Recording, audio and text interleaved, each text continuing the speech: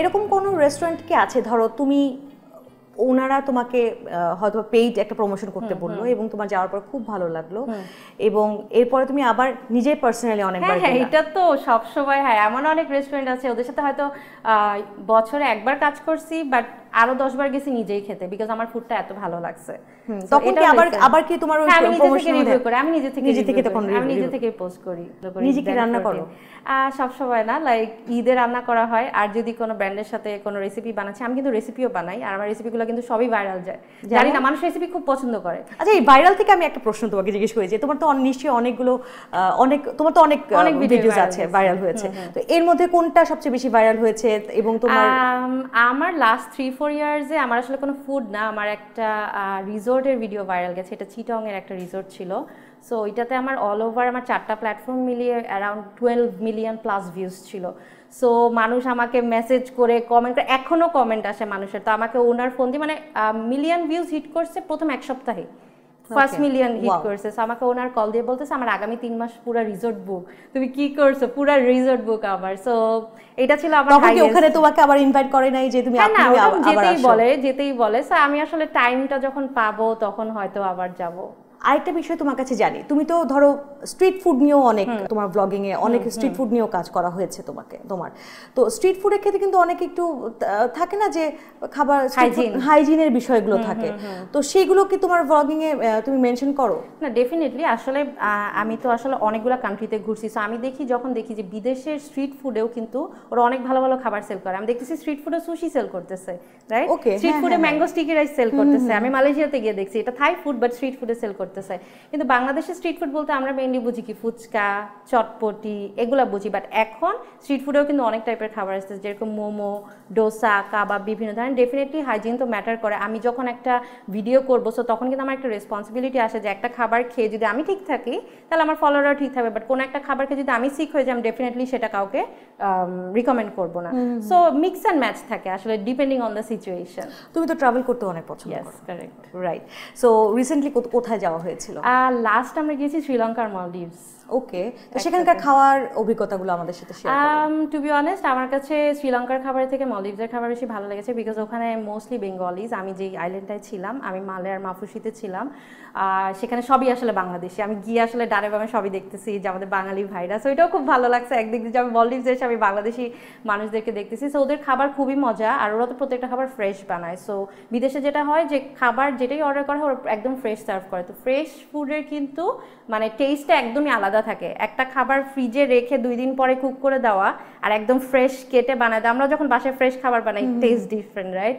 So আমার কাছে মালদ্বীপসের খাবার খুব ভালো লেগেছে। আর শ্রীলঙ্কাতে আমি কিছু লোকাল ফুড ট্রাই করেছি, ওটা আমাদের দেশের মতো, ভাত, ডাল, চিকেন, ভর্তা, ছোট ছোট মাছ ভাজা। সো এটা সিমিলার আমাদের দেশে। সেখানে তুমি তো অনেকগুলো ব্লগ করেছো নিশ্চয়ই? হ্যাঁ, আমার সবগুলো আসলে পোস্ট করা শেষ হয় নাই, এখনো তুমি করে যাচ্ছ? এখনো বাকি আছে, মানে সেগুলো এডিট করা হয়নি না। সেখানে আমি যাব না, আমি জানতে চাচ্ছি যে তুমি তো সেখানে অনেকগুলো রেস্টুরেন্টও গিয়েছো, তো তখন কি তুমি ওই যে স্পেসিফিক একটা রেস্টুরেন্ট ধরে সেটার উপরে রিভিউ করছো, নাকি ওভারঅল যে মালদ্বীপসের খাবার এরকম, এই রেস্টুরেন্ট এই এলাকায় আসলে এরকম খাবার পাবেন, এই এলাকায় আসলে আপনি ওইরকম খাবার পাবেন? ওভাবে করিনি। আবার ওই যে এক্সপেন্সের বিষয়টাও আছে, রেস্টুরেন্ট ধরে definitely Maldives is very expensive.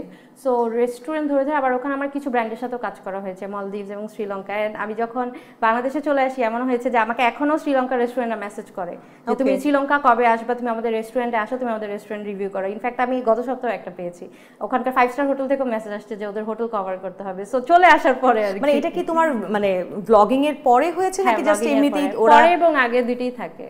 ওকে, আরেকটা বিষয় থাকে যে ধরো দেশের বাইরে যারা যান, হ্যাঁ, তাদের তো একটা বাজেট নিয়ে যেতে হয়, হ্যাঁ, তো সেক্ষেত্রে হয় কি যে কোন বাজেটে কোন হোটেলে খেলে ভালো হয়, কোন এলাকায়, এরকম এলাকা তো আলাদা করা থাকে। যে আমি যেটা করি যে কোথাও যাওয়ার আগে আমি একদম অনেক ইন ডিটেলস রিসার্চ করি। সো চ্যাট জিপিটি ডেফিনেটলি, এখন তো সবাই এআই হেল্প নেয়। সো আইটিনারি বানানো থেকে শুরু করে কোন এলাকায় গেলে আমি ডিফারেন্ট কুইজিন পাবো, তারপরে কোন এলাকা স্ট্রিট ফুডের জন্য ফেমাস, কোন এলাকায় আমি লোকাল ফুড বেশি পাবো। বিকজ আমি যখন একটা কান্ট্রিতে যাই আমি ট্রাই করি ফার্স্ট, মানে আমার কিছু ক্যাটাগরি থাকে যে আমি কিছু ফেমাস রেস্টুরেন্ট কভার করব, কিছু স্ট্রিট ফুড কভার করবো, আর ওদের লোকাল ফুডটা কভার করবো, তাহলে মানুষ আসলে রিলেট করতে পারবে। যেরকম শ্রীলঙ্কার কথা বললাম, আমি এমন একটা রেস্টুরেন্টে খাইছি যারা ইংলিশই বুঝে না, আমি ওদেরকে অর্ডার দিছি চিকেন, ওরা আমাকে ডিম দিছে, ওরা আমাকে ডিম দিছে, রাইট? পরে ওরা আমাকে আবার চিকেন দিছে, সো আমরা ও আমাকে দুইটার জন্যই চার্জ করছে, সো এরকমও হয়েছে, রাইট? সো আমি চেষ্টা করি যে মিক্স অ্যান্ড ম্যাচ করার জন্য। আর মানে স্পেসিফিক্যালি ওভাবে করে বলা হয় না যে এই এরিয়া বা এরকম, বাট প্রত্যেকটা দেশে কিন্তু ডিফারেন্ট ডিফারেন্ট এরিয়া থাকে। যেরকম থাইল্যান্ড একটা স্পেসিফিক এরিয়া আছে জাস্ট স্ট্রিট ফুড, মালয়েশিয়াতে যেরকম বুকিত বিনতাংয়ে জাস্ট স্ট্রিট ফুড, সো ওখানে গেলে প্রচুর স্ট্রিট ফুড পাবো। সো এরকম মিক্স অ্যান্ড ম্যাচ থাকে। আসলে এটা রিসার্চের উপর, এক একটা কান্ট্রির আসলে এক একটা সিনারিও থাকে। কোন দেশে আসলে একটু কম খরচে ঘুরেও আসা যাবে, ভালো খাওয়াও যাবে? আচ্ছা, সো এখন কম খরচ বলতে যদি 50,000 এর আন্ডারে কেউ চায় তাহলে Nepal is a very good country, কারণ নেপালে খালি খাওয়া না, অনেক ঘোরার অপশন আছে। আর ওয়েদারটা এত সুন্দর, না গরম না ঠান্ডা। যদি অক্টোবর নভেম্বরের দিকে যায় সো নর্মাল হুডি পরেই ঘোরা যাবে। সো নেপালে প্রচুর খাওয়া, প্রচুর স্ট্রিট ফুড, ওদের 2-3 টাইপের কুইজিন আছে নিজস্ব। আর যদি একটু ডিফারেন্ট টাইপের খাবার বাট খুবই মজা, বাট চিপ যদি কেউ খেতে চায় তাহলে Malaysia is a best country. মালয়েশিয়াতে এত কুইজিন আছে, ওদের লোকাল কুইজিন, ইন্ডিয়ান মুসলিমরা যে মামাকটা বানায় এত মজা।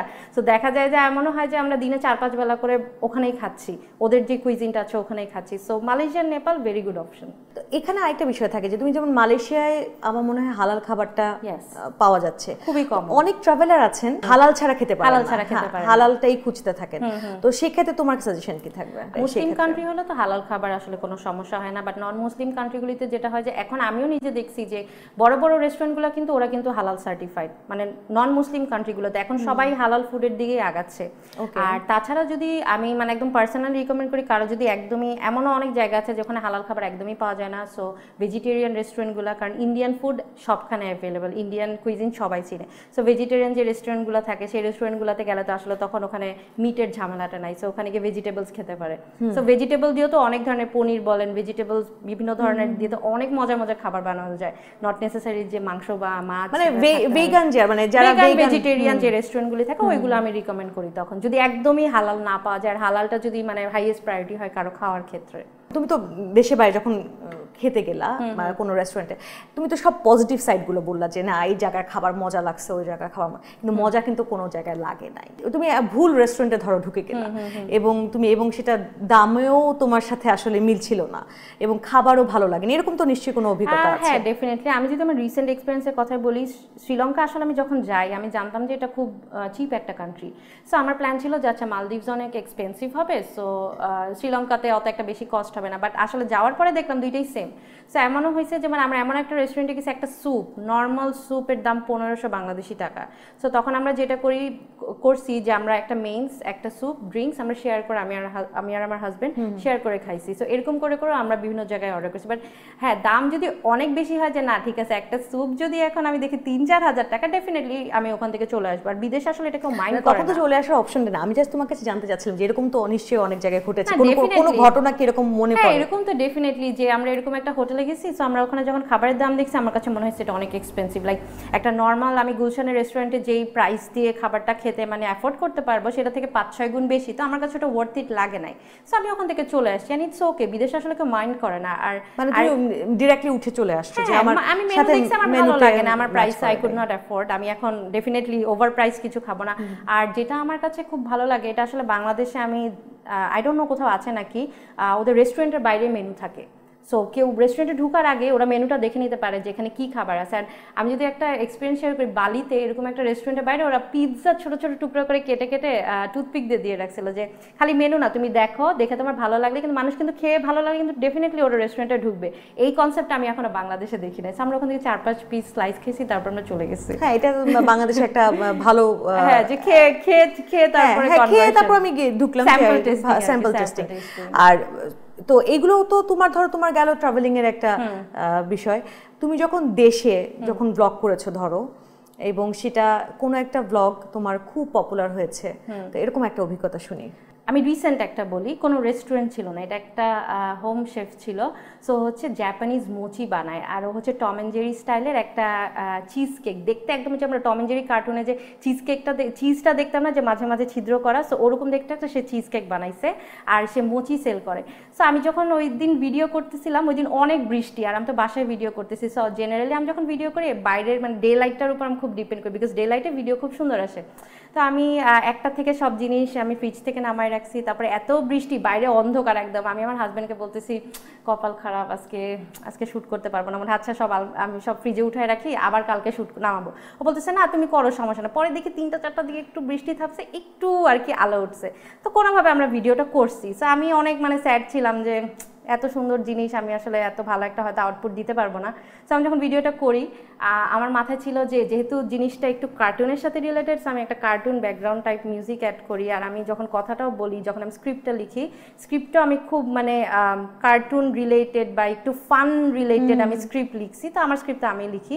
সো আমি যখন ভিডিওটা পোস্ট করি আমার আই গেস 24 ঘন্টার মধ্যে অ্যারাউন্ড 90,000 ভিউজ আসে আমাকে। হ্যাঁ 24 ঘন্টার মধ্যে। সো আমি তো এক্সপেক্ট করি না। আমি রাতে পোস্ট করছি, পরের দিন সকালবেলা দেখি 50,000-60,000 ভিউ ছিল, পরে রাত পর্যন্ত দেখি 90,000 ভিউজ চলে এসেছে। তো আমি ওটার ওনারকে মেসেজ দিছি যে আপু আমার তো ভিডিও আসলে মনে হয় ভাইরাল যাচ্ছে, আপনি কীরকম রেসপন্স পাচ্ছেন? বলছে আপু আমি মেসেজের রিপ্লাই দিতে পারছি না। বলছে মাই ডিএম ইজ ফুল, আমার আগামী 4-5 দিনে আমার সব অর্ডার আমার পজড, বিকজ ও এত অর্ডার নিয়ে ফেলছে, লাইক এক রাতে ওর একদম মানে ভেরি গুড লাইক রেসপন্স। তোমার ইনিশিয়ালি তোমার আসলে তুমি ভিডিওটা করতে পারতেছিলা না, হ্যাঁ আমি অনেক স্যাড ছিলাম যে ভিডিওটা আরেকটু ভালো করতে পারতাম, মানে আউটকামটা অনেক ভালো ছিল, ফ্যান্টাস্টিক, পারফেক্ট। সো অনেক রেস্টুরেন্টে তো যাওয়া হয়, তো এরকম তো তুমি যেহেতু খাবার নিয়ে কাজ করছো, ছোটবেলা থেকে নিশ্চয়ই খাবার খুব পছন্দ করো। হ্যাঁ ভোজন রসিক, আমার আম্মু বলে ভোজন রসিক। ওকে, সো এরকম কোনো খাবার আছে যেটা তুমি একদম নস্টালজিক হয়ে গিয়েছো কোনো একটা রেস্টুরেন্টে গিয়ে এবং তোমার তখন ছোটবেলার কথা মনে পড়ে গিয়েছে? বাংলা চাইনিজ, কারণ আমরা যখন ছোট স্কুলে ছিলাম তখন আসলে এত কুইজিন ছিল না। তখন কি ছিল, বার্গার, স্যান্ডউইচ, দেন নর্মাল বানের উপর পিৎজা, ফ্ল্যাট বানের উপর পিৎজা, এগুলাই তো কমন ছিল। আর তাছাড়া হচ্ছে কি বাংলা চাইনিজ। সো আমি যখনই বাংলা চাইনিজ খেতে জিনজিয়ান বা চিলিজ বা এই টাইপের জিংলিং এই টাইপের রেস্টুরেন্টে যাই, সো তখন আসলে আমার অনেক নস্টালজিক লাগে যে দিস ইজ সামথিং, মানে এইটার যে টেস্টটা, এটা যদি অ্যাভারেজ টেস্টও হয় তাও আমার কাছে এটা অনেক ভালো লাগবে, বিকজ আমি ছোটোবেলা থেকে বড় হয়েছি এই টাইপের খাবার খেয়ে। সো আমার জন্য বাংলা চাইনিজ একদম ওজি বা নস্টালজিক একটা মোমেন্ট এনে দেয়।